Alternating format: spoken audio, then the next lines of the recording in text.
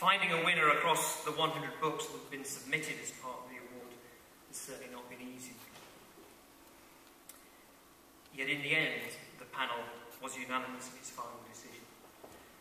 We were looking for a book that was not only of the highest quality in terms of its written style, but also a book that had something important to say about the world we live in today.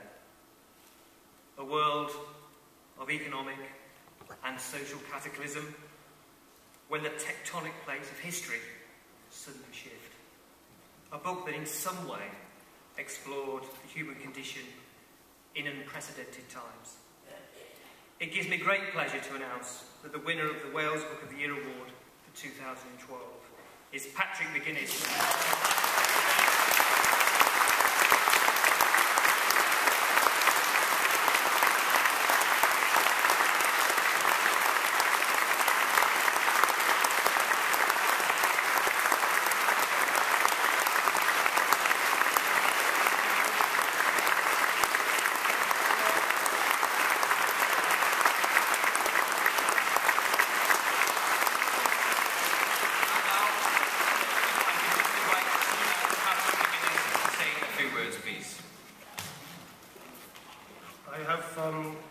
I have such long-standing experience of not winning anything that I have prepared absolutely nothing to say.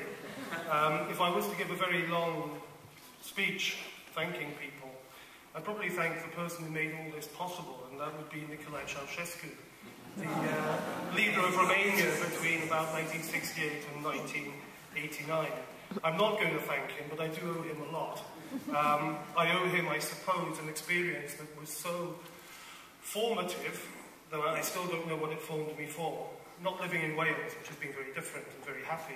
An experience that's been so formative, really, that I was haunted by it so much that I had to write about it. And for years I had a dream that I was still in Bucharest trying to find my way around the city that was being destroyed all around me.